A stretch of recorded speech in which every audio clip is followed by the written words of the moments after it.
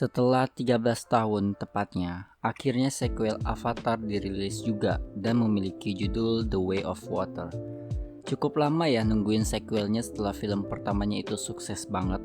Kabarnya kenapa lama juga itu karena mereka ngerjain Avatar ini sampai 5 film. So, tanpa basa-basi, ini dia review Avatar The Way of Water.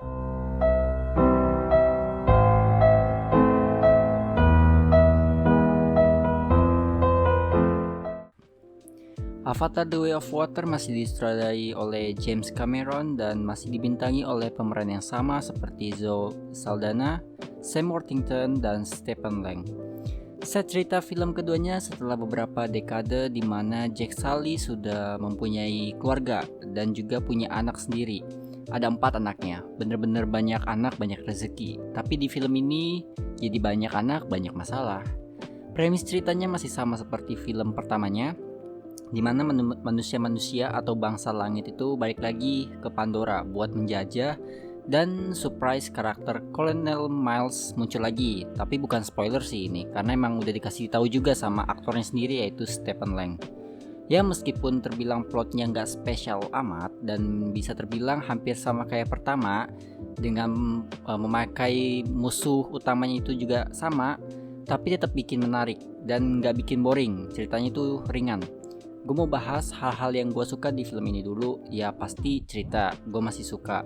Meskipun tadi gue bilang gak spesial, tapi masih seru untuk diikutin selama 3 jam.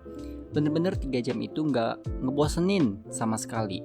Ceritanya memang dibikin gak banyak cengcong alias gak mengulur-ngulur, dan juga cerita satu sama lainnya terikat. Seperti Tulkun dengan bangsa air. Tulkun itu sejenis hewan.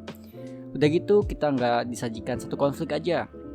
Konflik utamanya kan Sully sama Colonel Miles nih, tapi kita juga disajikan konflik keluarga Sully dengan bangsa air, gimana mereka beradaptasi, terus anak-anaknya yang selalu bikin ulah yang mengarah ke konflik berikutnya yaitu konflik keluarga Sully sendiri. James Cameron bener-bener gak bikin kecewa karena membuat kita menunggu selama 13 tahun lamanya. Kalau dari karakternya sendiri, terutama karakter baru ya, udah oke karena mereka semua punya impact dari ceritanya sendiri. Meskipun ada beberapa karakter yang meninggalkan jawaban, salah satu karakter itu Kiri. Gue suka dengan karakter Kiri ini karena ya bisa dibilang emang beda dari yang lain. Bagi kalian yang sudah nonton pasti tau lah maksudnya gimana.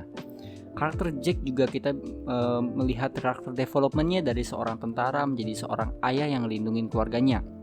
Gue juga suka penggambaran karakter Spider, karena di sini dia diberikan pilihan sulit, harus membela kaum Na'vi atau kaum manusia, karena kan ceritanya Colonel Miles di sini ternyata bapaknya. Cuman seingat gue di film pertamanya nih Colonel Miles nih nggak bawa anak ya, tapi yaudahlah. Yang paling the best sih visualnya, bener-bener lu wajib nonton di 3D kalau ada IMAX-nya. Kalau nonton IMAX 3D karena yang visual yang bener-bener memanjakan mata ditambah 3D tuh enak banget ya. Meskipun mungkin beberapa kalian ada yang pusing. Bangsa air di sini digambarkan cukup indah sama seperti di film pertamanya. Kita diperkenalkan apa saja yang ada di bangsa hutan. Di sini kita diperkenalkan lagi apa saja yang ada di bangsa air. Kayak binatang kendaraan bangsa air kan bisa hidup di laut sama darat kayak amfibi gitu. Sampai yang gue sebutin tadi tuh Tulkun, sejenis ikan paus.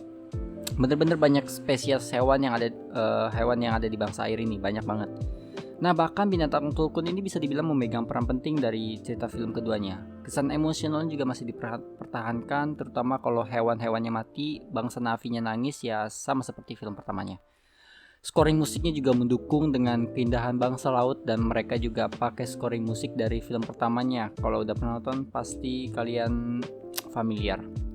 Itu tadi kelebihannya ya, sekarang kekurangan.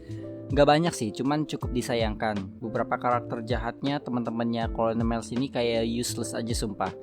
Diceritakan mereka di sini sama seperti Colonel Miles yang udah pernah mati, tapi karena mereka nyimpan memori mereka dan data kepribadian mereka di sebuah penyimpanan, mereka bisa hidup lagi lewat avatar.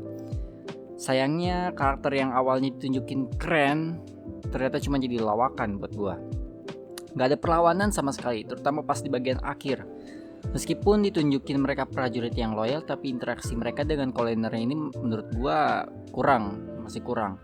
Sebelum lanjut ke karakter berikutnya, gua peringatkan ini spoiler ya. Untuk karakter Neteyam yang anak pertama si Sally itu, Cik Sally, di sini dia dimatiin. Tapi gue mau ikut sedih itu nggak bisa, apalagi kematian dia nih sama kayak karakter Grace yang di film pertamanya, jadi nggak kaget. Kenapa gue nggak bisa ikut sedih? Karena kita kurang ditunjukin gimana struggle-nya karakter Netayam ini. Malah kita disuguhkan karakter si Loak, anak keduanya. Mungkin lebih kena sedihnya karakter Loak kalau dimatiin. Soalnya di sepanjang film kalau kalian merhatiin, yang kena highlight terus tuh menerus tuh ya si Loak itu. Jadi ya kesimpulannya film ini worth it untuk kalian tonton di format 3D. Walaupun 2 dimensi 2D tetap oke sih pastinya, karena visualnya memanjakan mata. CGI-nya juga demikian. 3 jam gak akan buat bosenin. Skor akhir dari gua 8,9. Itu saja review dari gua. Terima kasih bagi yang sudah menonton, like, comment, dan subscribe. Gua Raki, signing out.